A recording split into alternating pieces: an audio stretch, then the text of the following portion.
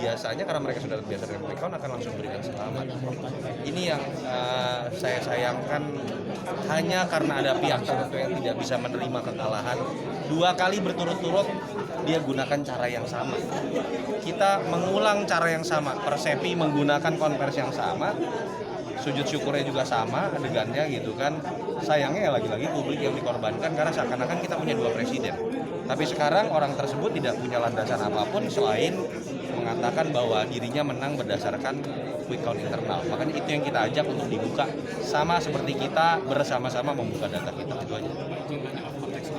Jadi kan kita masih menunggu hasil proses suara dari KPU dan dari masih perang klaim gitu.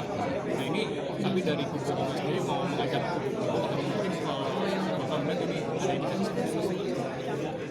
Ya memang ya harusnya kan kedua belah kubu bertemu sambil menunggu proses real count. Katakanlah ingin mengabaikan quick count tidak masalah. Memang itu bukan aspek legal sama sekali. Kita tidak masalah. Yang kita bisa lakukan adalah perdebatan secara keilmuan. Tetapi alangkah baiknya kalau dari sisi perilaku pemilih elit, mereka bertemu berdua sambil menunggu 22 Mei menyatakan diri bahwa sama-sama akan menghormati proses yang dilakukan oleh KPU dan siapapun akan menerima hasil nanti resmi dari KPU. Dan ketika mereka bertemu otomatis itu kan mengindikasikan tidak boleh ada konflik di bawah. Saya menyayangkan kalau betul ada pihak yang menolak untuk bertemu, itu aja. Tapi kalau untung ruginya bagi kedua belah pihak Nggak ada, ya lebih bagus buat bertemu. jadi lebih banyak untungnya. Tidak akan mengubah hasil recount KPU juga, tapi minimal akan membuat situasi terasa lebih damai, itu aja. Tapi kalau dampak untuk sementara ini kan hasil tidak berpihak pada masuk. Kalau ke mereka ada dampak. Emang kalau nggak ketemu hasilnya jadi berubah? Kan nggak ada hubungannya. Emang tabulasi KPU jadi berubah, nggak ada hubungannya. Mungkin lebih ke arah bagaimana saya mengerti dilema. Mungkin saja relawan-relawan ini harus dikasih harapan terus-menerus bahwa masih mungkin menang, sehingga kemudian C1 bisa terkumpul dengan lebih lengkap. Tetapi yang saya sayangkan bukan itu, tetapi menyayangkan kalau sudah pasti menang. Kalau saya angkanya 62%, itu menurut saya bermasalah secara kode etik sebagai seorang kandidat. Soalnya kan sebenarnya kelihatannya bukan kepada Prabowo tapi lebih ke BPN. Nggak tahu saya, nggak tahu orang Prabowo juga marah-marah. Mas, izin Mas, kalau dengan dilaporkannya lembaga survei ini, apakah bisa dibilang ini adalah salah satu upaya untuk kembali mendelegitimasi pemilu? Ya, kalau kita lihat memang ada upaya untuk mendelegitimasi pertama lembaga survei dengan melaporkan ke polisi, menyebarkan berita bohong. Saya pikir ini kan rentetan saja dari statement-statement yang juga sudah dikeluarkan oleh beberapa pihak, bahkan oleh kandidat sendiri, bahwa lembaga survei pasti salah, bahwa hasil quick count pasti bohong, dan mungkin ini hanya bagian dari persepsi yang mereka ingin bangun dengan kemudian menggunakan aspek legal. Tapi kan kalau kita lihat apakah mereka serius atau tidak, saya jadi meragukan.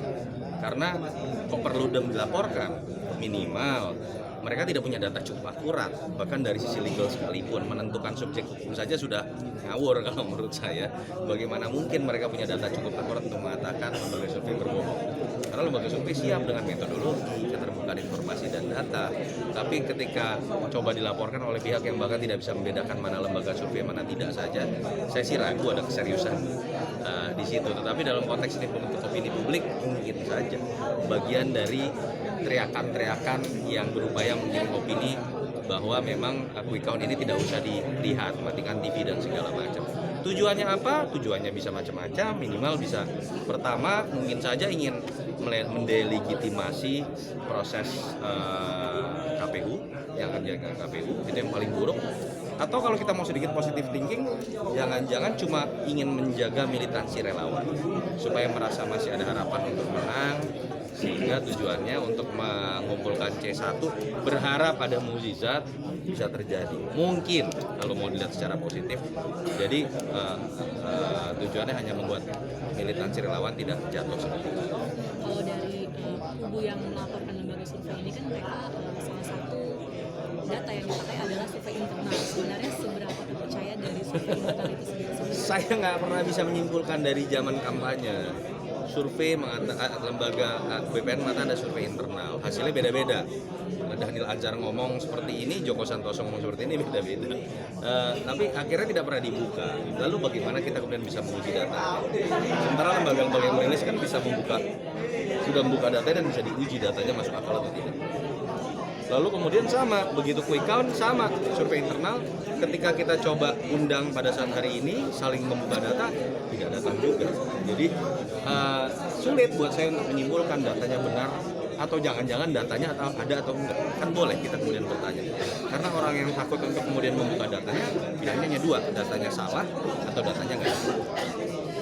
Bisa dijelaskan sedikit? Metro TV provokasi aja, ampun. Bisa dijelaskan sedikit nggak Mas sebenarnya